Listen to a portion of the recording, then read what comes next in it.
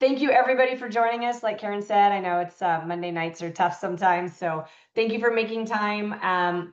Tonight, I'm going to try to walk you through as much as I can. There's obviously a ton of moving pieces. Every college application is slightly different, so everyone's timelines and requirements this year are slightly different. But I want to highlight the things that you need to know, the things you need to be aware of, the deadlines, everything that's kind of involved as best I can, and also how to kind of make your application stand out in these last few months of what you still have control over. GPA is kind of we got it. We hopefully have test scores or not, but there's how you handle essays and things like that we'll touch on today as well. And we do have more webinars that are more in depth on those topics. So if you haven't signed up for those, I would look for those because we're going to go very quickly on some of that today. Okay, so without further ado, I decided to make this visually a little different. For those of you who've been at Pally for a while, you've seen me always share this type of information because I think it's important to understand what's changing. Because a lot of parents, when we talk about what's a safety school, what's a target school, what's a reach school, which we'll define later, but how challenging certain schools are to get in, they're like, well, in my day, that was a party school, or you could get in if you didn't even know how to read or whatever it was. And this just changed. Things are different. So I put in here the number of applications. So this is the incoming class. So class of 98, the lightest color bar, that is for you graduating in 94. So kind of generally parents' age, right? So if you graduate high school in 94, that would be your incoming, class of 98 for college.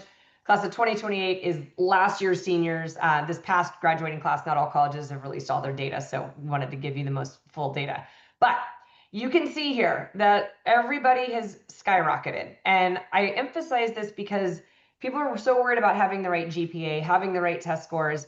GPA and test scores are only a fraction of, look, it's what's necessary. You've got to have it to get looked at.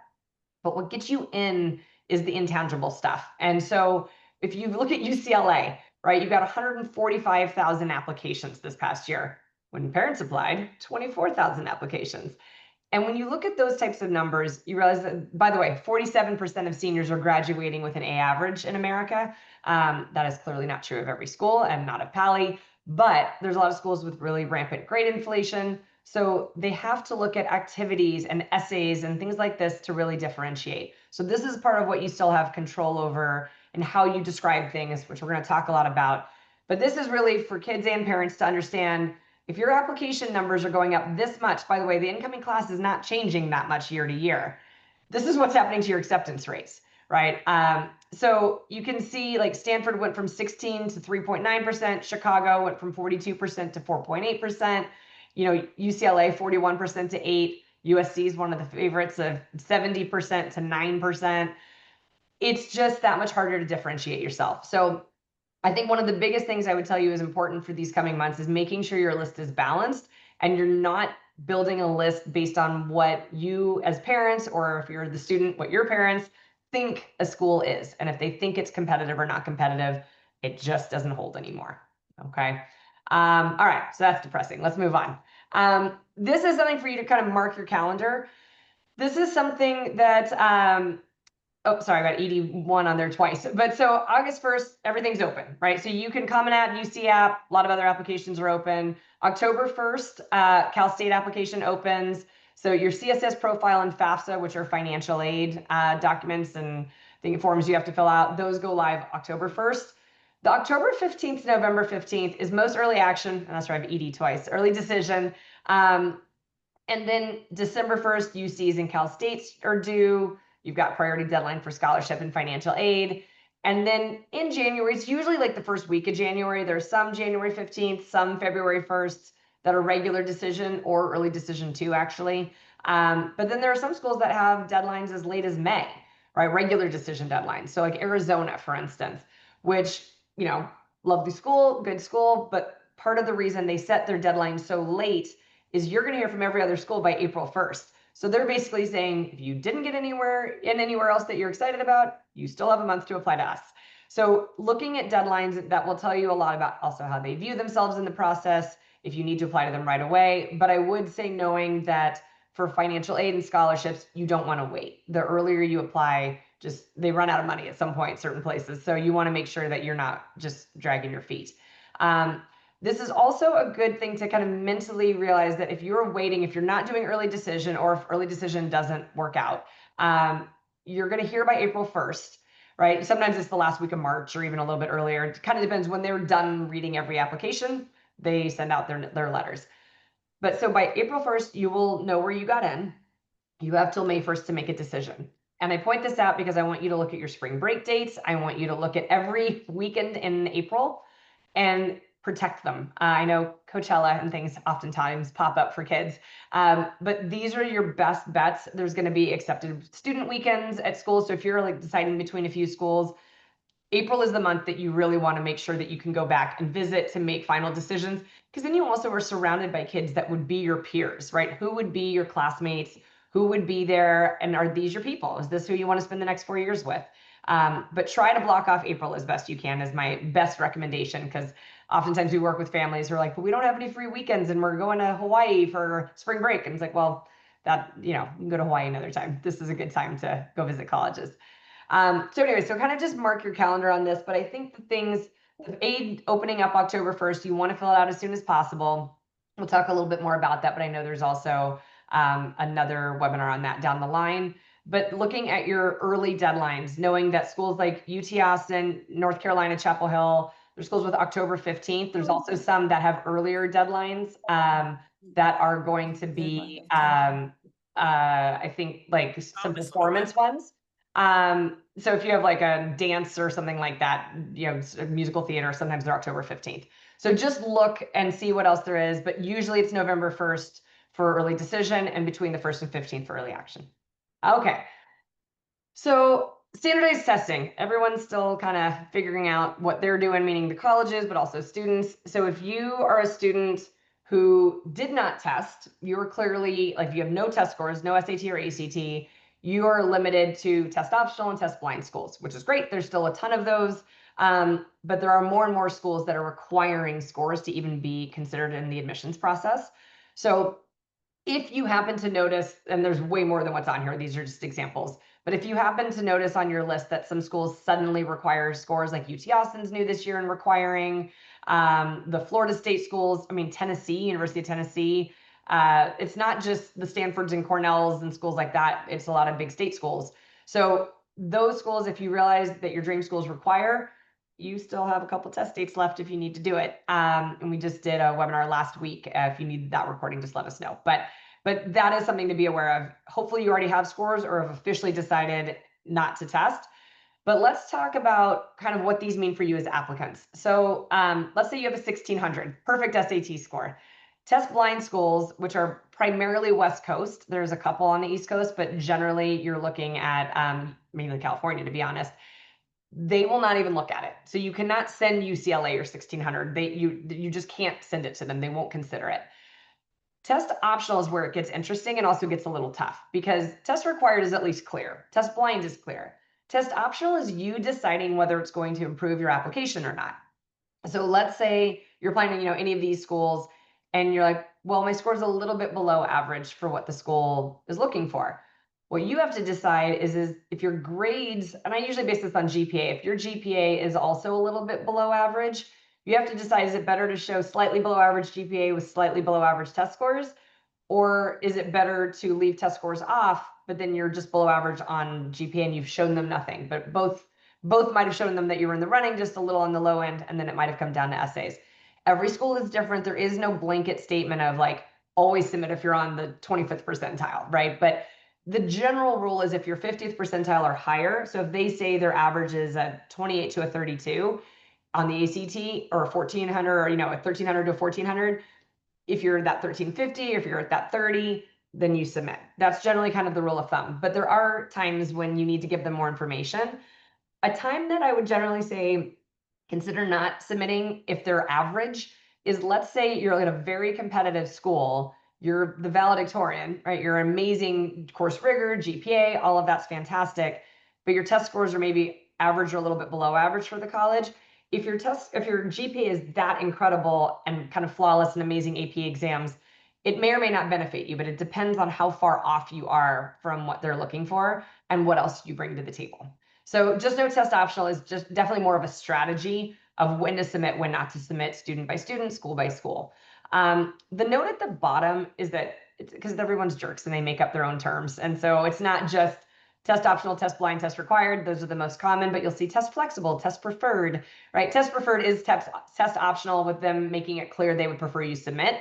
And if you don't, sometimes they'll even make you write a statement as to why you're not submitting scores. Depends. Test flexible, there's schools like Yale and NYU that will say you could submit AP exams or SAT, ACT. Yale, I think 10% of this past class actually submitted AP scores instead of SAT or ACT, but that means 90% of kids applying to Yale submitted an SAT or ACT score. So just know that when you see kind of funky wording, read it a little bit and make sure that you understand what it's trying to tell you and what their preferences or priorities are. Okay. So we talked about this very briefly when I was at the beginning, kind of saying you want that balance of safeties, targets, and reaches, and having parents not get in your head about what something used to be, and if it used to be a good school or if it used to be easy to get into. But when we talk about it, and every once in a while use likelies and different words, but for us, the safety is where you're just above average for both GPA and test scores, and this is all objective. Like we're not talking subjective. You're a really great, poet and you play the oboe beautifully. This is just numbers, right? So if you think of it as like, if you're looking on Naviance and you're looking at where you fall for a certain school, if you're significantly above average in GPA and test scores, it's probably a safety, especially if the acceptance rate's reasonably high. So these are schools that, in my mind, when I tell a student something is a safety, we mean the world's upside down if you don't get in. Like, it'd be really weird if you don't get in. Not like, oh, I thought you would have. It's like, no, you really should have. Something's probably off if you don't. So there's not that many safeties is the point. There's a lot of schools you might want to be a safety, but the reality is maybe it's a low target, right? Where it's just like you still have a decent chance of being rejected because you're not that far above average, or it's that competitive of a school that it's not really a safety for a lot of people. Targets is where you're average in a good way. So I say if they accept a kid with a 3.8, if their average is a 3.8 GPA and a 1380 SAT score, and you have a 3.75 and a 1400, it's a target, right? You're roughly what they're looking for. You're what they accept, what they're looking for, but you're not that above average. So a target to me is 50-50. Think of it as a little bit of a coin toss. Again, this is where your essays or interviews or letters of rec, those things will differentiate you. But a target, this is where I think most people are missing on their list. So when we work with students, we see a ton of reaches. Everyone has all their dream schools, right? And 2 or 3 safeties that everyone kind of knows what they think a safety is for them based on their GPA. Well, not everyone, but people have schools in mind, right? Of like, this is probably one where all my friends apply. But good targets are harder to find. And I think people aren't as strong at looking at these. So make sure you're prioritizing this, because 50-50 is good odds, but it's not great odds, right? And so you want a number of these. This should be the bulk of your list. So just make sure that when you're looking at things, finding schools that are actually kind of your average in both GPA and or test scores. And of course, if you're not testing, that's a different conversation. But the number of schools that we recommend depends completely on the student, your ability to write. When we work with kids on essays, there are kids that will come with 5 drafts for us to peruse to see which one we like best. And they had all these ideas. Other kids who come and are like, I don't have any ideas, right? So if you have a kid who struggles to even come up with ideas or get ideas on the page and turn it into something meaningful or powerful, too many schools is going to mean a lot of essays, and that's going to be really tough. So we want quality, not quantity. But again, the kids who are really great writers, or if you happen to have a bunch of schools that don't have that many essays, can work. But we generally say, like, I like to say 8 to 12. No one ever listens. So 10 to 15 is kind of the norm. I think 15 is high, but at the same time, there are a lot of kids that are like, well, I have my safeties, I have a bunch of targets, and I just want to try all these reaches. I think when you get from 15 on, you're getting aggressive and quality is going to start dropping off. I think 10 is a sweet spot. But again, most people end up tacking schools on later because their friend's applying here and they wanted to give it a shot or see what happened. But if you aim in that area, I think you're good. But if you haven't started essays as of today, you got to get going, because just know that it always feels like it's very manageable and you've got all the fall, but you're looking at, on average, colleges have 2 to 3 essays per school. And that's, I mean, look, you've got the Stanfords and Browns of the world that have 7 or 8 essays. And then you've got, the UCs that are 4 short ones for all the campuses. And then there's some with 0. Northeastern has 0 essays. So it just depends on the school, but make sure when you're looking at your safeties, targets, and reaches, the other way to look at this is you shouldn't have targets on there that you would prefer to go to a safety, right? So let's say one of your safeties is like Arizona, right? If you prefer Arizona to Wisconsin, which is significantly harder to get into, why are you applying to Wisconsin? Because you're going to get into Arizona long before you get into Wisconsin. So just think about it from a work standpoint of how much effort are you putting into essays for schools you probably aren't even going to choose anyways. So, and same with your safeties, by the way. Don't build a list with safeties you would not actually attend. I see kids all the time throwing on a school going, but I'd never go there. I was like, well, then don't apply. Don't write the essays for it. You can go to community college before you go pay, tens of thousands of dollars a year to go to some school that you don't love.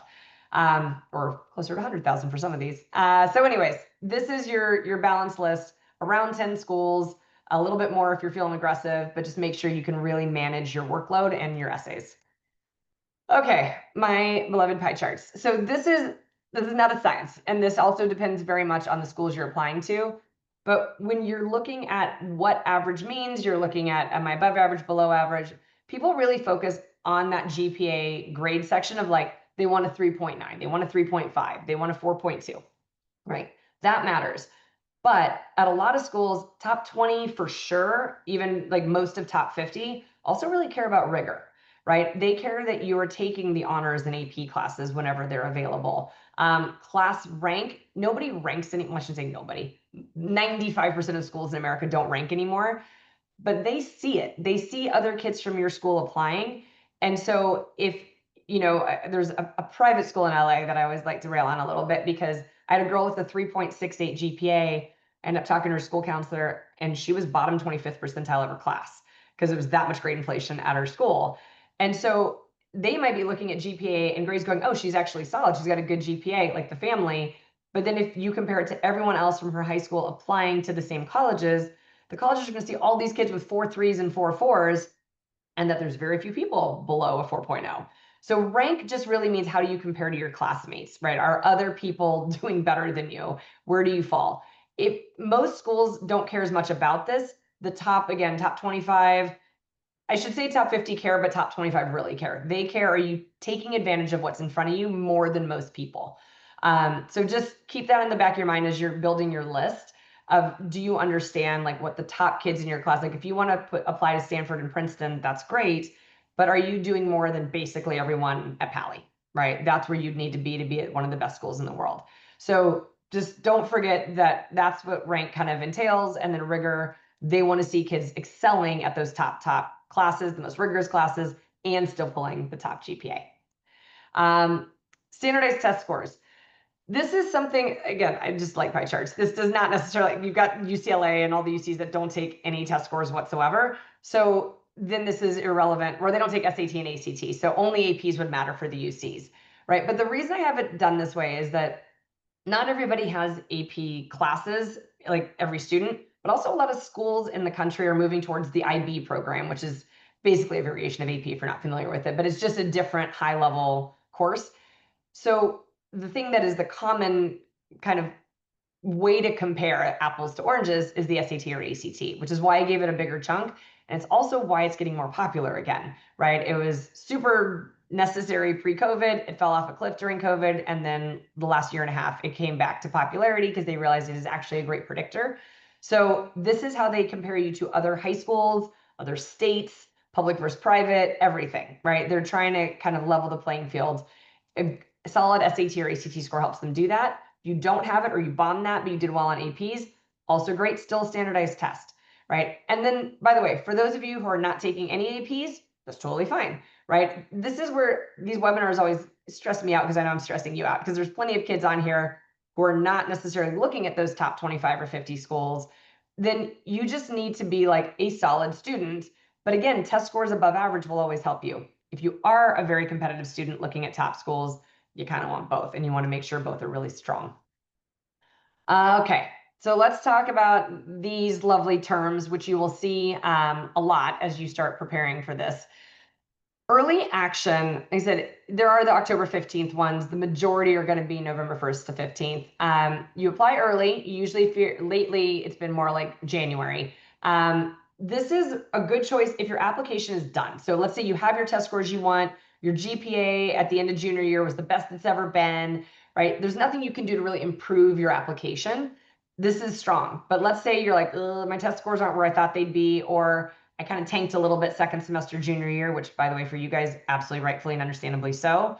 But then colleges may want to see first semester senior year, those grades to show that you went back up, right? After all the crap you guys had to deal with in the spring, that could be useful for some of you to show them that you rebounded from everything you went through.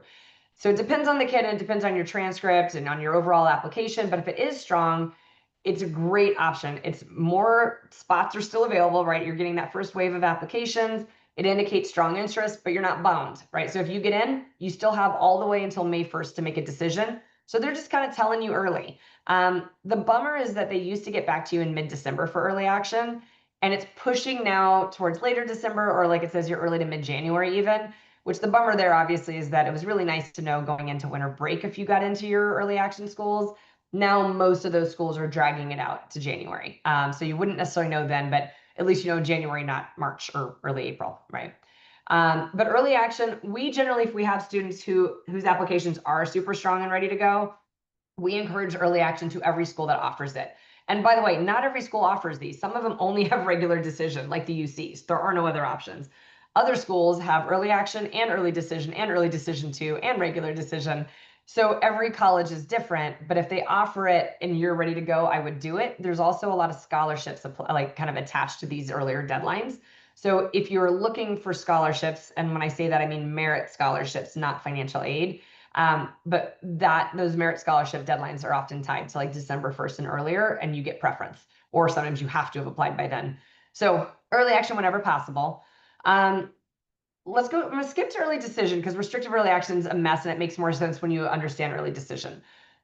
Early decision is your binding one. This is the one you always hear about that strategically is a huge advantage for most schools. And what this is, usually it's November 1st. You say if they let you in, you're going, and you sign a contract. You're like, so the student, the parents, your school counselor, everybody's going, we trust that this family will not break the contract, or parents, you're being held to it.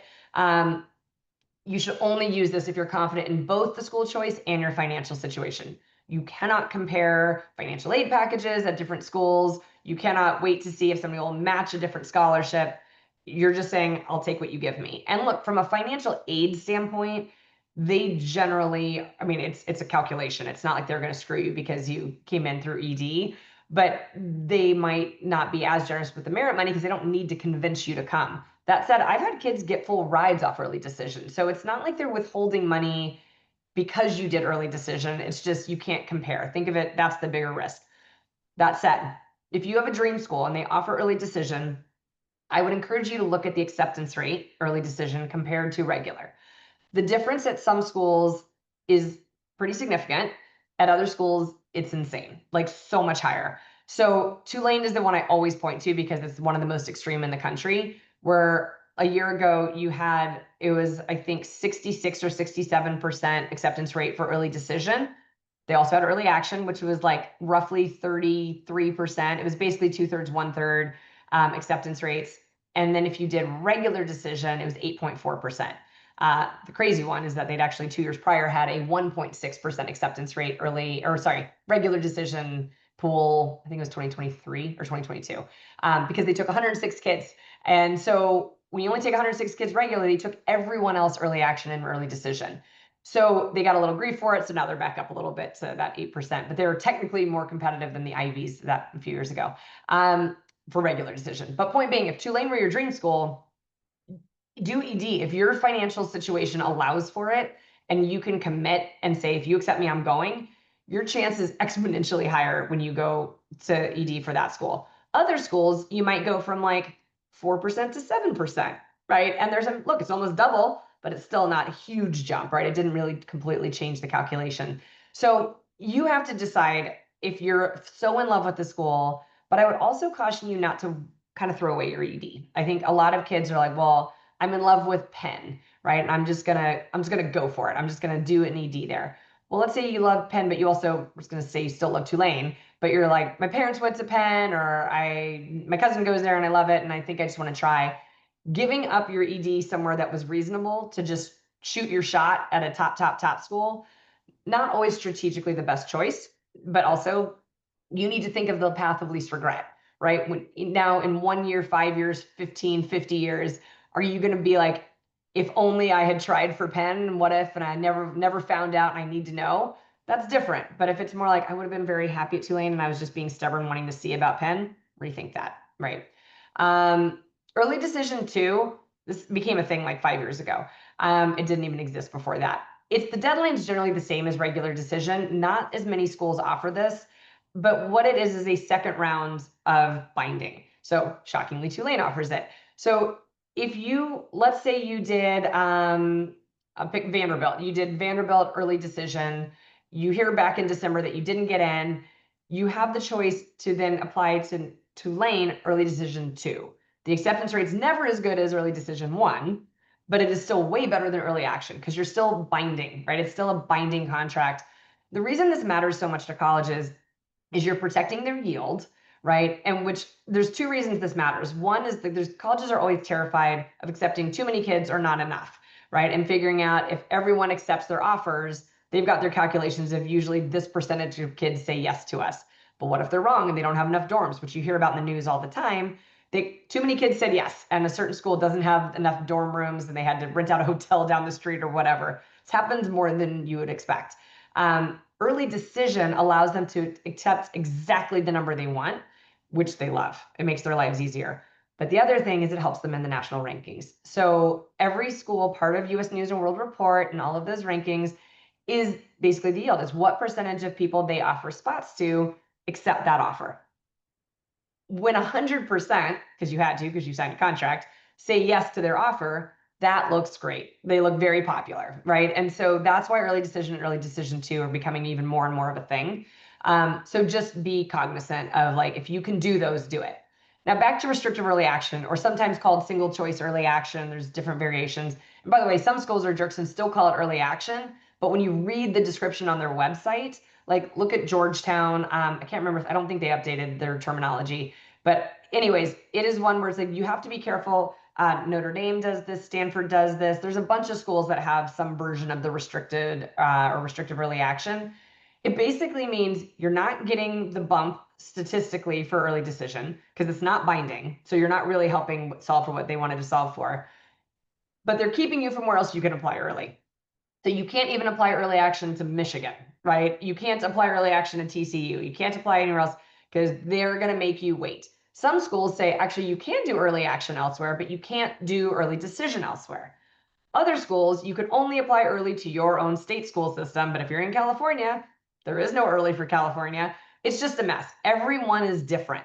So that's why I say read the fine print very, very carefully. And it changes year by year. So when we think last year we understood what it meant for one school, August 1st, when things go live, you're like, they changed it this year. So if you've had a kid go through this process, don't assume you remember, check, because it just keeps changing.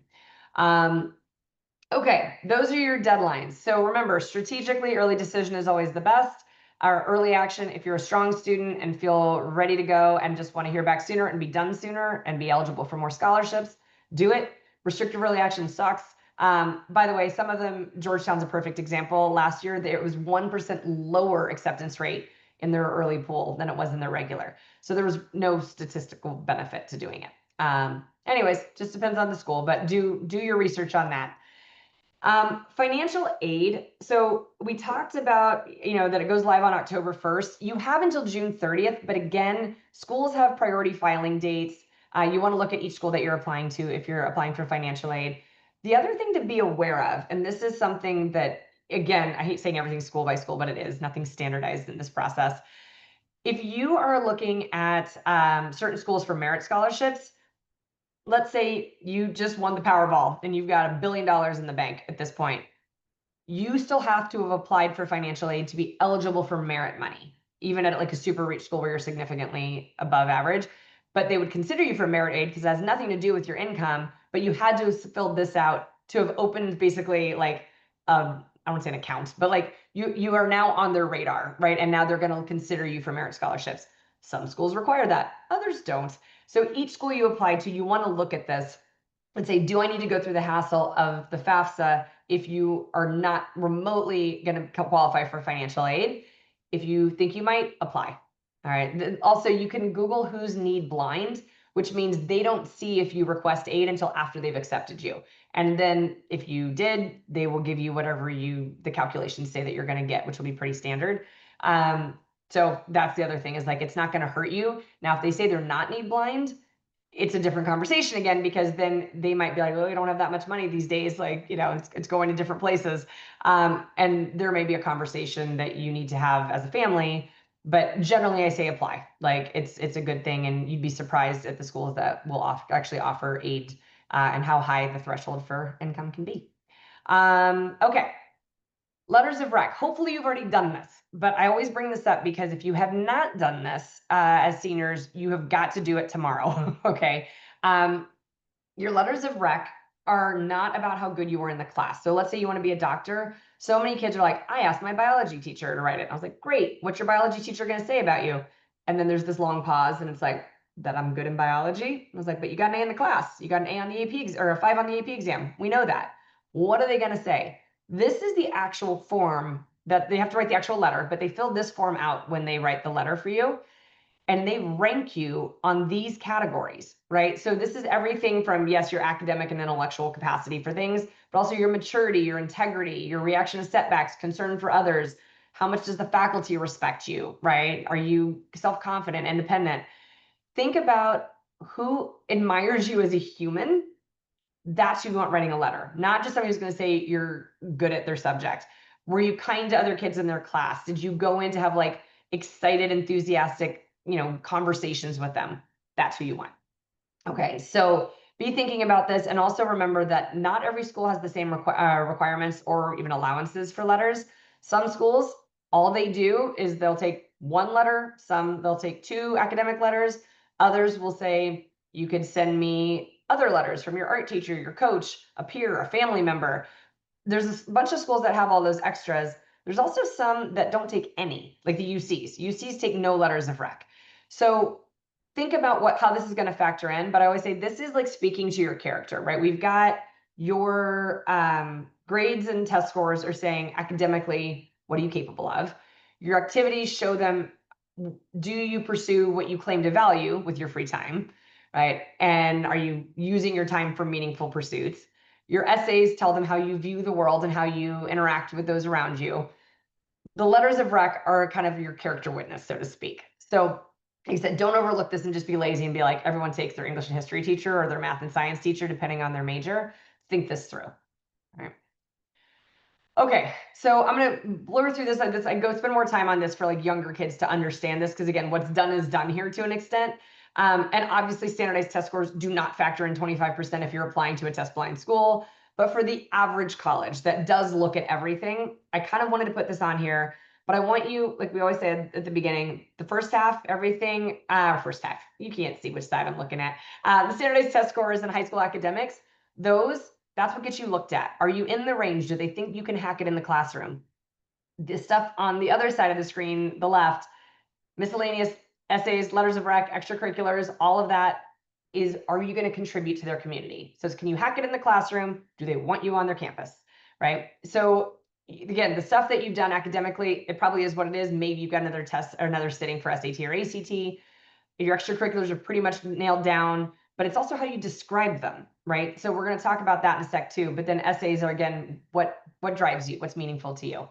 When we talk about miscellaneous, again, it depends. I would say, like, if you're going to be the best athletic recruit that any team has ever seen, it's not 20%. You're going to be able to get in with much lower than average everything else.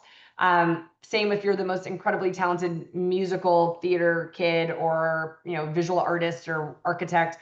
Portfolios and auditions matter, obviously, for certain majors. Demonstrated interest, if you haven't started doing this, do this again, like tonight, which is sign up for emails from the schools you're interested in. Make sure you're opening the emails, you're clicking on links, you're signing up for the info sessions and virtual tours on their website.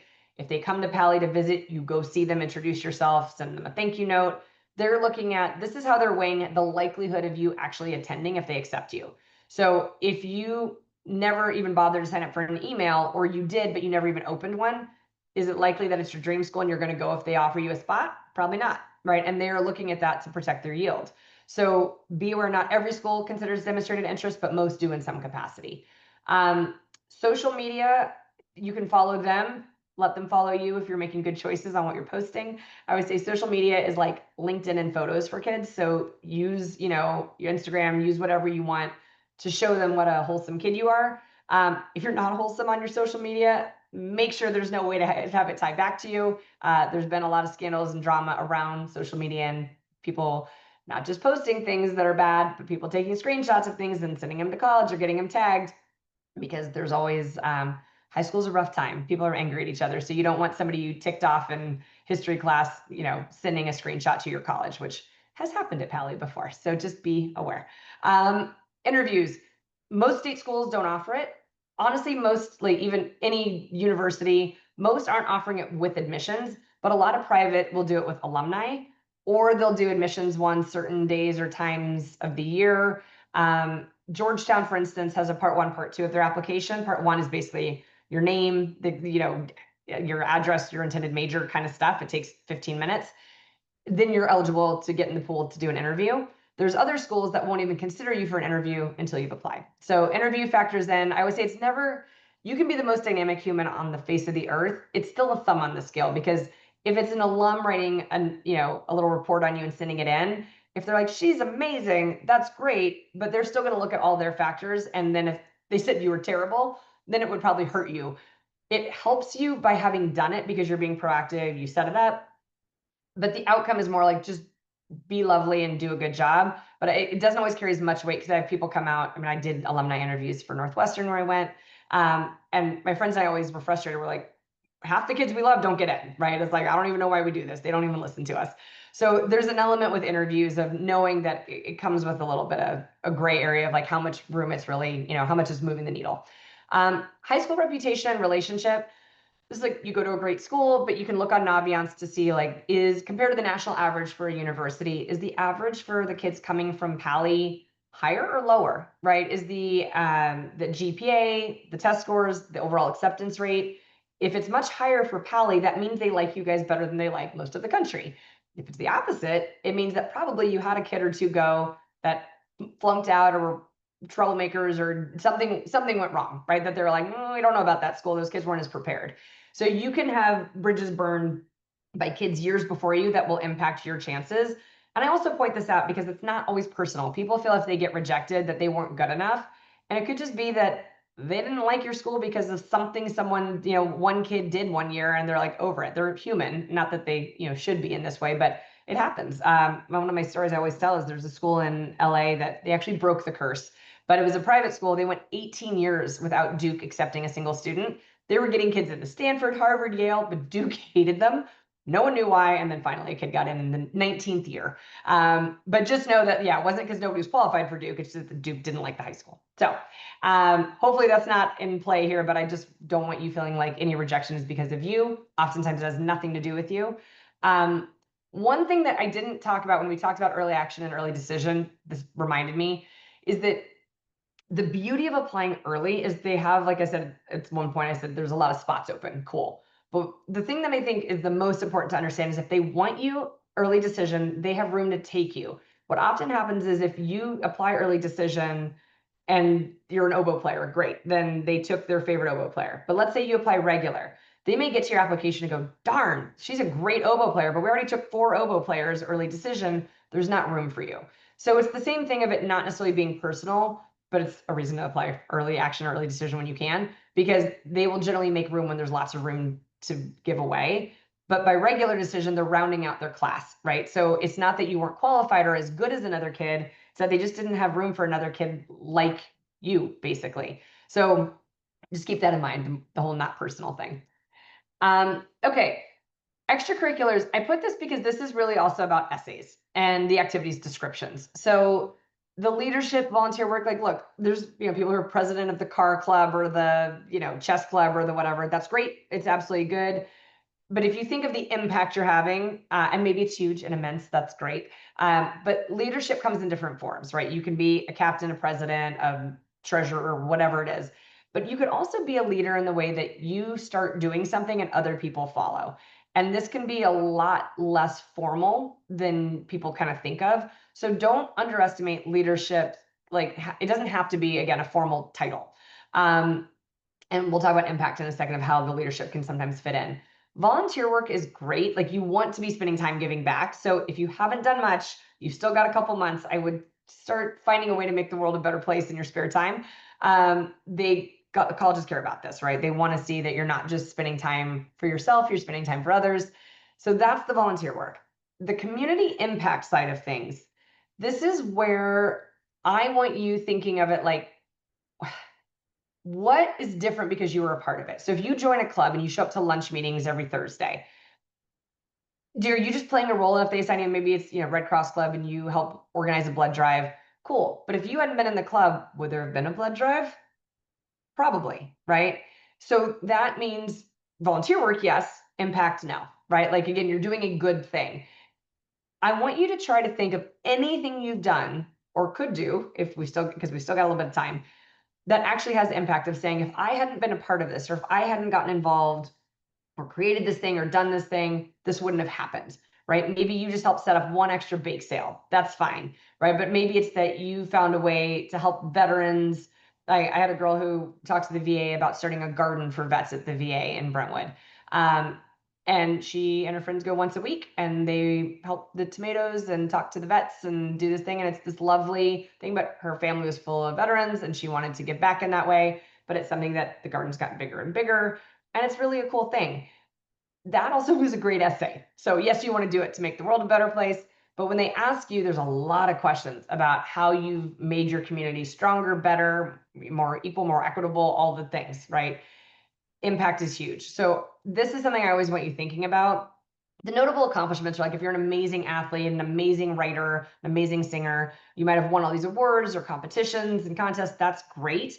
And definitely counts for a lot of things. But the impact for essays is huge. And so I want you kind of thinking how you can frame things when you look at how you're going to put it on a common application. So the UC application has a slightly different layout, but it's generally similar. It gives you a little more space. This gives you 150 characters to describe each activity, which is like a tweet. So keep in mind, you're not even getting a full sentence, but I want you to think if you're just describing what the club is that you joined and saying like, this is a club where we help kids learn to study who don't have books. Great. That's your thing. I have no idea what you did. I don't know why this means I should accept you to my college. You just told me what the club is. So make sure your descriptions are focused on your contributions, your role, your involvement, your accomplishments, right? That's what matters the most. How many years have you done it? How many, hours a week, weeks per year? But think of it, your description should always be focused on what you brought to the table. Okay. All right, essay prompts. So this is one that, most of you hopefully have seen these by now. Sorry, it's like stretched funny. These are the basic ones. This is everybody, you're choosing one of these. People are afraid of number 7, which is topic of your choice. Just don't send an academic essay. We don't want that. But if you start by trying to answer number 2 or number 5, and you write an amazing essay, but it's kind of answering half of 2 and half of 5, we might submit it as a number 7, right? Because it doesn't perfectly answer another prompt, but all of this is, I think you want to find a way to define who you are in 650 words. Super fun. All teenagers love this. But looking at it as like, who are you? What do you value? What is your essence, your character, right? Are you curious? Are you compassionate? Are you resilient? Find the thing you're trying to tell colleges and then have a story and an analysis of how that story impacted you. But don't forget, I always tell kids, don't forget the so what. And we have an entire webinar on this that's going to go way, way deeper. But this is something that I think people just tell a story. That's the worst thing you can do because it's not a creative writing exercise. You want some story in it to hook them, but it's about why did this affect you? How is this meaningful? And the subtext is always, why does a college want you because this happened to you, right? So if you're looking at these questions, the ones that I will tell you that I think are generally the safest to write good essays, I think 1, 2, 3, 4 is meh, 5 I love, 6 is meh, and 7 totally works. The problem with 4 and 6 is that these essays tend to not be about the author. Like it's not reflective, right? You're not looking inward. You're telling me about what grandma did for you and why you're so grateful because it was so great that she did this. Or in 6, you're talking about why quantum physics is so interesting and you can't help but study it because of X, Y, and Z. These are not, they're not personal statements, right? And they need to be personal. So it's not that you can't answer 4 and 6. It's just you want to be very careful. The other ones generally, the prompts themselves are more defining what it means to answer it well, right? I love number 5, by the way. I think 5 is what the other ones are trying to get at, which is an accomplishment, event, or realization that sparked a period of personal growth and a new understanding of yourself or others. Meaning that all of these are trying to understand who are you today because of the life you've led, right? All of them are reframed in some way. That's what they're trying to get at. So this is something I want you to be on the lookout for. Totally pivoting here. The self-reported academic record. There's a lot of college, I shouldn't say a lot. A couple of years ago, there were a ton. This is fading out, but there's still schools like Clemson, NYU, Air Force Academy still do this where you have to go enter your own transcript on their portal, which then can link to other colleges. But keep in mind, you have your transcript. Yes, that's going to go in. But Common App, certain schools, like I think Wisconsin does it, or USC, or some of these schools will have, you have to type in your entire transcript to the Common App. And then some schools also have this, which is super annoying. But just make sure this is something that would be in the portals when you actually apply, that you would have to go into the college's portal. So you'd submit everything through the Common App. Let's say you apply to Wisconsin, you then get 2 days later, here's your login to your Wisconsin portal, which is their domain. And then in there, you would have access to this. Actually, I don't think Wisconsin has it this year. I think it's Clemson. Like I said, Clemson, NYU are good examples. But look for this. I say this because if you don't do it, your application is incomplete, even though in your mind, you submitted everything, right? There's a lot of moving pieces that once you think you're done, you're not done. You need to be checking that portal all the time. So the colleges will email you if it's required, but so many kids aren't checking their email. They get 20 a day from each college and they're overwhelmed and they didn't see this. So just keep your eyes peeled for this. Okay, so let's talk about fall. So everything kind of talks about is you need to make sure you have a list, determine where you're applying early decision, early action, maybe early decision 2, regular decision, all that stuff. You're going to fill out your forms, the CSS profile and the FAFSA for financial aid and scholarships if you're looking for those, which these days, why not? Because college is insanely expensive. Register for interviews when applicable. Like we talked about, there are certain schools where you have to wait till you've applied to be able to submit. Others like Georgetown, you submit like a 1-pager and then you're eligible. Because a lot of them don't want to waste time interviewing somebody who's not going to pay the application fee and actually apply. But others want to just start rolling through them now. So look at each of your schools on when they do this.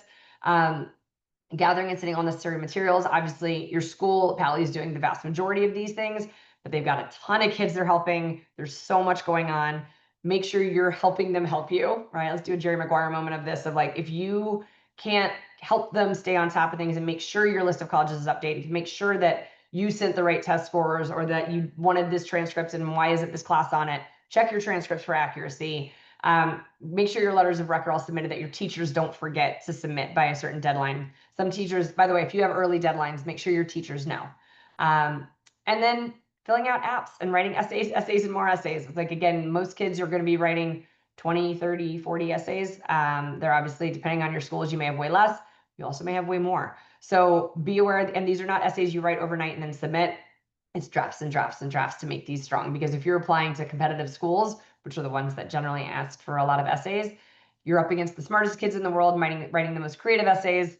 You've got to make them stand out. So just make sure you're giving yourself time and you're not going to be running up against deadlines. The merit scholarships, I said this is kind of a fall and winter thing. There's a lot of places you can look. So by the way, Google is your best friend on this. I'm sure chat is great too and all of these, but realize that, depending also, some organizations are open to anybody in the world applying for these scholarships. Others, like if you work at Salesforce, they have one for, for their, that your kids can apply to if the parents work there. If you're in Boy Scouts or things like that, there's certain merit scholarships available. A lot of religious organizations, special interest groups. This is where Google comes in handy. The Vegetarian Resource Group has a $10,000 scholarship. And I was like, so if you're a vegetarian, find that, right?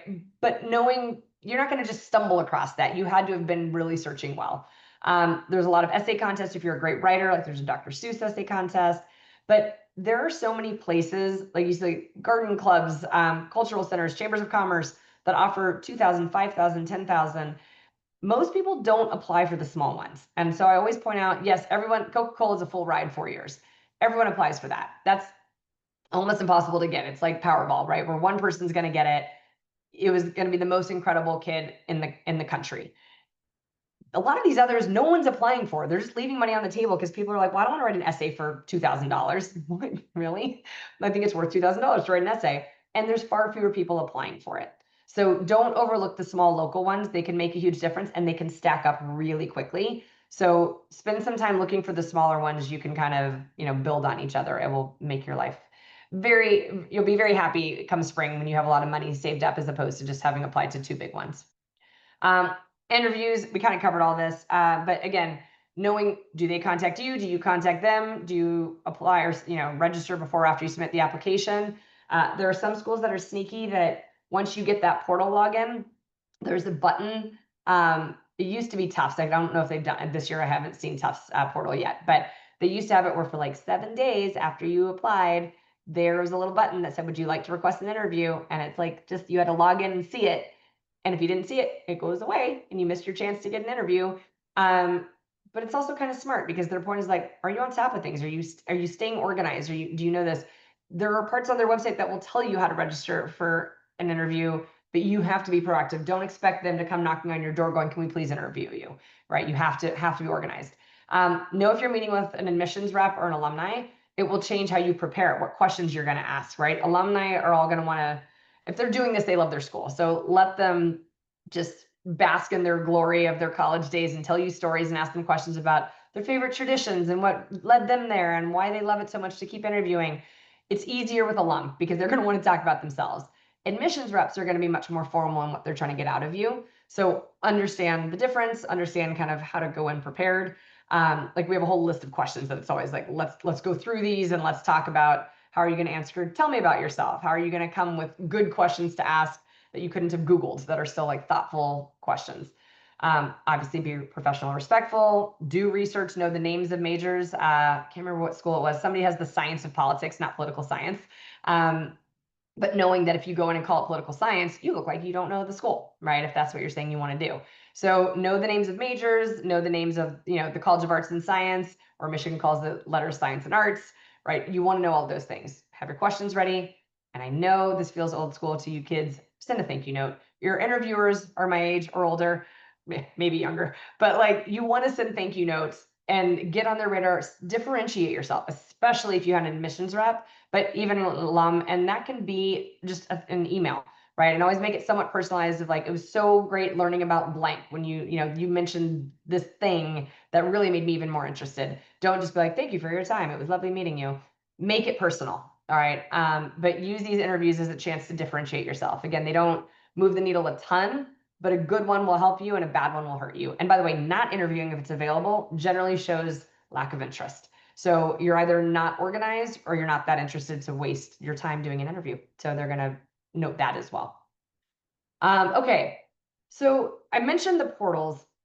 This is huge. And this is where I see so many things fall through the crack. So if you aren't working with an outside counselor, and it's like, good, we'd be delighted to help you. There's plenty of other people out there who can help you. But if you're doing this on your own, you need to understand that when you submit an application, you are not done. You need to be logging into the portal on their website, again, to check for whether it's, interview signups, whether it's, do they need you to maybe repost your test scores? Some of them want you to attach a screenshot somewhere of your scores. They don't want official scores. Sometimes I've had a couple schools ask an additional essay, and once you log in, you have to see it there. There's a lot. And so don't feel like you're done when the app goes in, which is also why you don't wait until like the night before a deadline to apply. You want to assume there's other stuff to do. Most of it's going to be pretty basic and simple and doesn't have to be done by the deadline, but every once in a while there is something. So get ahead of deadlines, give yourself a buffer in case there's other things in the portals that you need to track down information for or answer. Merit scholarships apply. There's external merit scholarships that are just out in the world. And then there's merit scholarships unique to each college. So do your research, find a ton of those, or, our students, we have big lists and spreadsheets, but like you want to find as many as you can. Visit schools to help make informed decisions in the spring. If you have time, a lot of people are like, well, we're just going to wait and see where we get in. But again, if you have a lot of great options in the spring, we talked about that April window, you may not be able to get as many places as you think. And so if you're going to be visiting family in the Bay Area and one of your schools is up there, check it out over Thanksgiving when you're seeing aunt and uncle, whoever, right? Or if you have time somewhere, like just start checking them off the list if you can, the ones you really think you're interested in. Again, stay, interviews. By the way, some of these fill up really fast. So like Syracuse, by the way, if you're applying there, they fill up pretty quickly. They're taking people now. So sign up, right? Get on there. Otherwise you're going to be like, all done. Like there's nothing available when you're ready to do it. Keep your grades up. It's very easy to get caught up in all this and feel like you're done because the GPA you send to colleges is only through junior year. But if you do early action, early decision, the truth is yes, especially early decision, you will get an answer back before first semester is done. So a lot of kids are really excited about that. But if you didn't do well for a semester, they're still sending those grades and that transcript to colleges, even if they accepted you. They can rescind offers if your grades fall, right? So if you're struggling, be aware. Now, if you did regular decision and your first semester grades really suffer, that's real bad because they haven't accepted you yet. And so if they're seeing a downward trend senior year, that's not good. So just make sure first semester grades above all else are great. Second semester, keep them up where if they check on you in March before they make their final decision, you want them to be able to say, yeah, grades are awesome. Kids doing great. But just don't get too comfortable because a lot of people are like, well, they're not going to know. And yeah, it can backfire. And then spring, you're going to review your decisions where you got in, your financial aid offers. There's room to negotiate merit scholarships. Sorry. I lost it. Okay. There we go. So financial aid offers, you can usually not negotiate nearly as much because it is a calculation. Merit scholarships, you can. Some financial aid, you can. But just, you can always, generally the best way to do it is to say, but this college gave me this, and pick something of equal caliber. And sometimes they'll go, good, you should go there then. And other times, if they really want you, they might be like, well, let me see what we can do. All right, so you've got time for that. Talk about visiting campuses to make final decisions. Letters of continued interest, letters of appeal if you got rejected, if you got waitlisted, rejected, whatever it is. Don't give up hope. Look, letters of appeal if you got flat out rejected, very unlikely. Usually it has to be because of a mistake made. Like you entered your GPA as a 2.8 when it was a 3.8 type of thing. But that's rare. Those probably we see one or two a year that are successful, but it's very rare. Letters of continued interest for waitlists can be very helpful. And the waitlists are getting, I think, more convoluted because more kids are applying more places. Colleges don't know who's going to accept where. So that wait list, I've seen a lot of kids get off unexpected wait lists. I had a kid get off Harvard's wait list the other year when most people are like, you never get off the Ivies, but they did. So you want to show that interest, have something interesting to say. That's one other thing we didn't talk about, which is you need to be doing interesting things because let's say you apply early and you get pushed to regular decision. You're going to need to write a letter of continued interest saying, still interested, by the way, here's all the things I've been up to. And I cannot tell you the number of students who are like, I've been up to nothing. Like I've been writing essays and filling out applications and keeping up with my classes, nothing new to tell colleges. It makes you a weaker applicant if you get deferred to regular. So, or if you get waitlisted down the line. So try to have a couple things you can be like, and I started doing this and I joined this, or I've picked up this hobby. Give them something to talk about or give yourself something to talk about in the letter. You will make a deposit by May 1st at the school of choice, and you're going to enjoy yourself and know you worked hard and you did a lot to get to wherever you are. And look, you can be happy a lot of places, but if you put the effort in the fall, you'll be happy at the right place and the best place for you. So, and that, my friends, is the goal. Okay, so here's our information. Here's also a link. So as Karen mentioned, and some of you may know, like we do partner for all the test prep stuff with you guys as well. But we also offer discounts on college counseling. You'll find a fair amount on that page, but you can also we do complimentary consultations with me, with our director of counseling. If you're interested in any support, we're happy to help you. But let's jump into Lauren, what do we got for questions? Let's do some Q&A here. Yes. Okay. We have a couple regarding ED. Okay. First one, I don't want to butcher it, but I think it says, can you specify a specific stipulation on an ED? Like, can you make it conditional on receiving a particular amount of financial aid? Nope, absolutely not. Yeah, they're going to basically say, by the way, every college does have a calculator. So you can Google school name financial aid calculator. So Northwestern University financial aid calculator, UCLA financial aid calculator. There is something on their website that will say, put in your information and we're going to tell you what to expect from us. Now, it could be higher or lower based on other factors, but they're kind of saying we're going to be in that ballpark. And so they're saying if you've done your homework, you'll know what to expect and you shouldn't have agreed to this. Now, the one change is that if you like, if we were last year's seniors, right? And with all the horror of the fires and the people who lost their homes and all of this, a lot of those families were able, and the schools were very understanding, their financial situations changed, right? So that's very different when you're like, we lost our home, we lost our business, we lost everything. They're not going to hold you to an ED agreement in that context. But if it's more like, well, we were hoping you'd give us more, but you didn't, but we have our jobs, we have everything else, then no, then you're stuck. So just know that there are extenuating circumstances that can get you out of an ED, but there's no caveats. You can't write in except for this or only if this. Okay, perfect. And then the second part of this question, is there really a better chance at admission from an ED, or is the increased admit rate due to the fact that more organized and potentially better candidates would submit their applications earlier and would naturally have a higher success rate? I love this thought out question. Look, depending on the school, it's a little bit of both, right? Obviously, the best candidates who already have the amazing GPA, have the test scores, have all of that are going to get it. But Tulane's that perfect example of if you look at the average GPA and test scores from early decision to regular decision, they're not that different. And so it's more about protecting their yield. Now, if you look at some of the Ivies and you look at some of the more competitive schools that offer early decision, I said the gap is a little bit different. And I always say they're never lowering standards for early decision, by the way. I have some people who think that higher acceptance rate, at least this person who asked the question reads it more like, yeah, there's a lot of great candidates. It's not higher for lower qualified kids either. So just think of it as they're generally accepting a certain caliber of student. Yes, there might be more, but it's really more about them wanting to protect their yield and understand how many kids are going to enroll and just lock them down. That's really what they're trying to do. So no, I would say if you love the school, you have a higher shot early decision, no question. Okay, perfect. Switching gears to the FAFSA, we got a few on the FAFSA. This person said that they already filled out their account. They didn't realize they had to wait until October 1st. Is there anything they can do ahead of October 1st, or are they stuck? Okay. I think, yeah, and this is something I would check. I think it resets on October 1st. So I think anything you've entered, unfortunately, is going to be lost, is my guess, which is annoying. It's like filing your taxes a second time, but you're going to need to do that. Again, is with 99% certainty. I would say you can wait till October 1st to see if it saves any of your information, but likely you're going to have to redo it. Okay. And then do you have any examples of schools who look to see if you applied for financial aid and might not accept you because of that? Oh, not accept you. Oh, sorry, I was thinking about the scholarship thing. No, I hate to say this, but most good schools don't do that. That's the blunt reality. There are some that will say, and it's the far less competitive, and I don't want to name one and then be wrong and just have insulted the school for no reason. But there are some schools that are far less competitive, generally very much lacking funding. There's a weird correlation about not having strong sports teams because that's a lot of the funding. You'll see some that are kind of like hanging on by a thread to survive. Those are usually the ones that are not test blind. But this is where Google is a good school. There are going to be some that surprise you, but most schools that are kind of top 100 type schools are generally need blind. And again, there are some exceptions, but I don't want to speak off the top of my head and be wrong from last year to this year. Okay, thank you.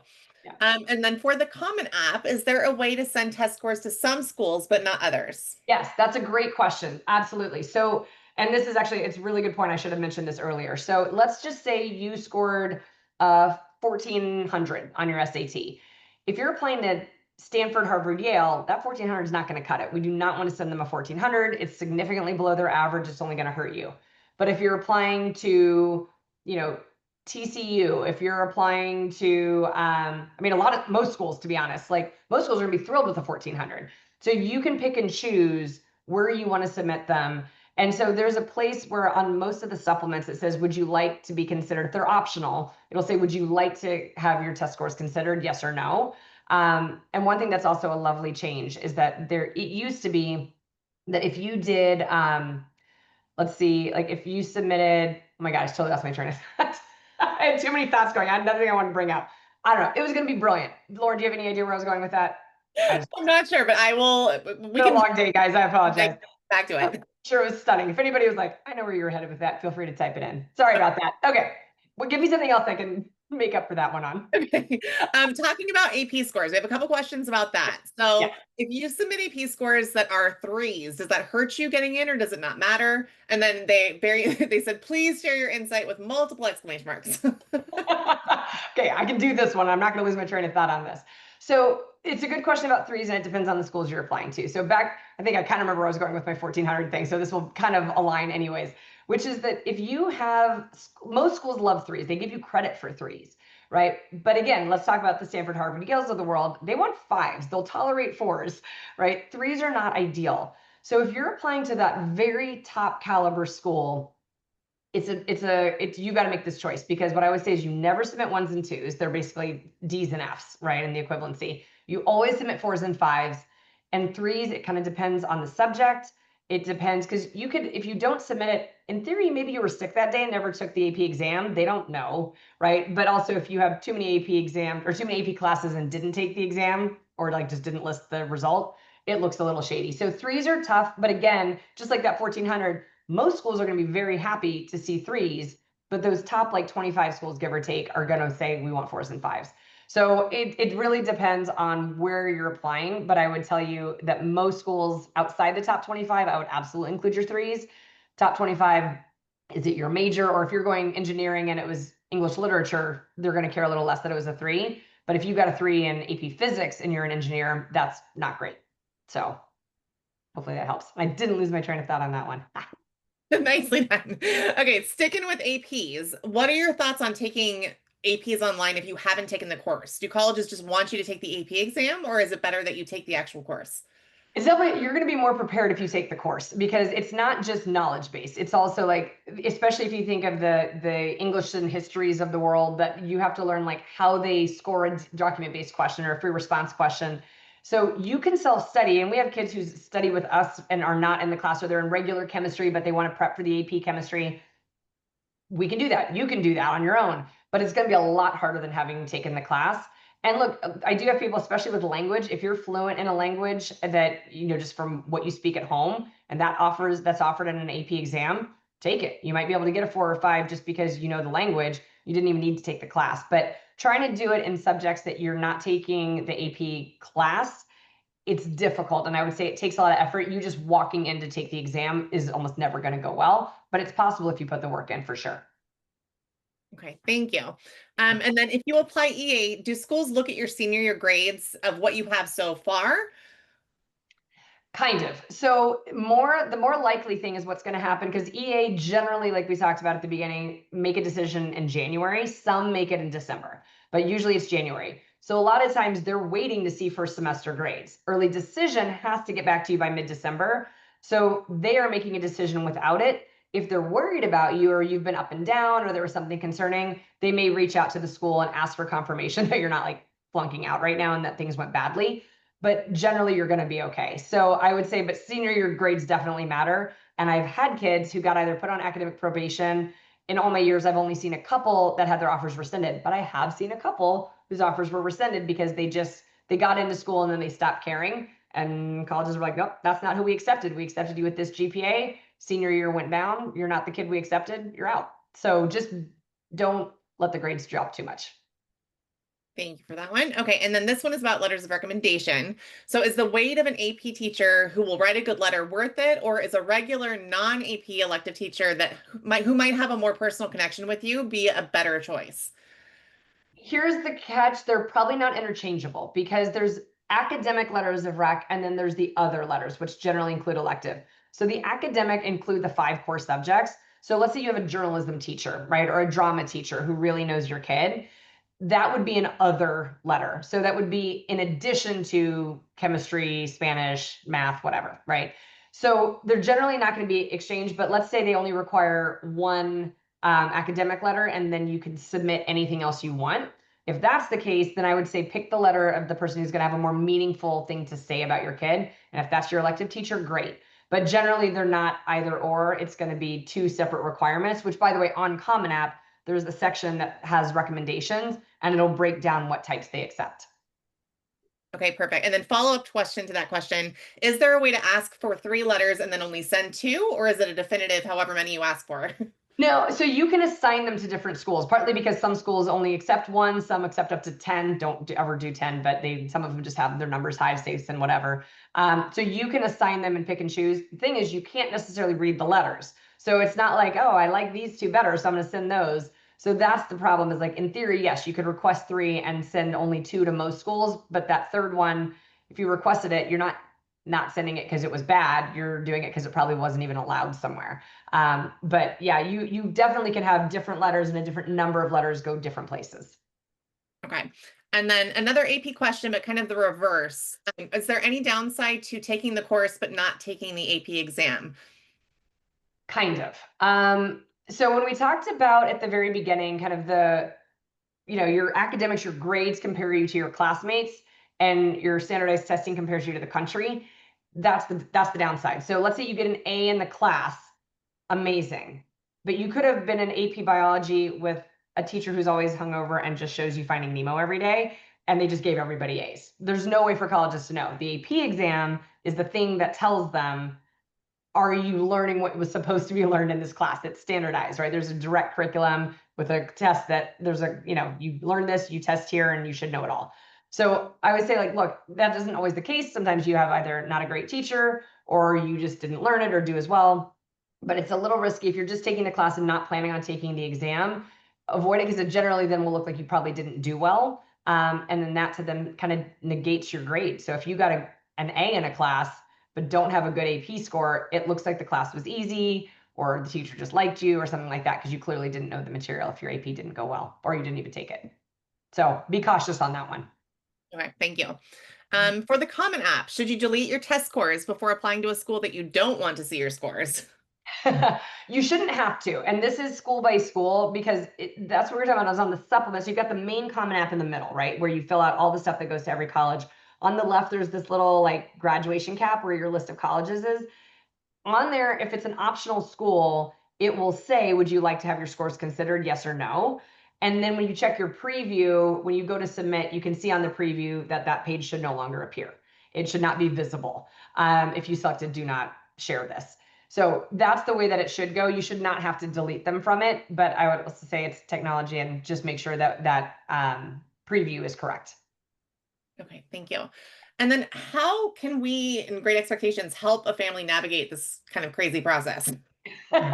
Well, it depends on where you're at in this process, because I think, I talked to a couple of families this morning, one who was sitting there this morning saying, we have no idea what our list is. We don't know how to go anywhere in this process. We don't know what's entailed. Another one who's like, I've written 12 essays and I want somebody to bounce ideas off of. So our job is to meet you where you're at, right? If you need help building a list, looking for scholarships, navigating the entire process from A to Z, we do that. But if you're also like, look, I just need some support in essays or understanding strategy of majors, that's one thing we didn't talk about tonight. There's just never enough time for everything. But the major you choose, making sure it's backed up by your activities and your transcript, right? If you say, I want to be a business major, but you've never joined a business club, you never took econ, you didn't have any internships, it looks insincere, and that's not your interest. So we also will help you navigate kind of based on your transcript and saying, like, what's a smart major to put, what's a good program to go apply for. That's part of it. So we'll just help you from, I hate saying A to Z, it's so cliche, but say we meet you where you're at, and then we get you all the way across the finish line with letters of continued interest, trying to talk about scholarships in April, May, and negotiating. It's all of the above, but it's a lot of essay work, to be honest. So it's a lot of making sure your essays are unique, not like everybody else's, feel deep and sincere, but also are going to be good enough for the schools you're applying to, and keeping you on track, navigating the deadlines. There's so much going on right now. So whatever you need is the short answer. But like I said, everyone's coming from somewhere different, but we're delighted to help you wherever you're at. Okay, fantastic. Wherever that was. Yes. Okay, I tried to get through as many questions as I could. I know we're short on time, so if I didn't get to your question, feel free to email us. Our email address is up there on the board, contact@gecollegeprep.com, or you can call our office directly. Jen, thank you so much for hosting tonight's webinar, as always. Absolutely. Thank you guys for joining us. Appreciate you, and hope to see some of you in a consult. So feel free to reach out and we'll get to chat. Thank you so much. Good night, everybody. Good night, guys.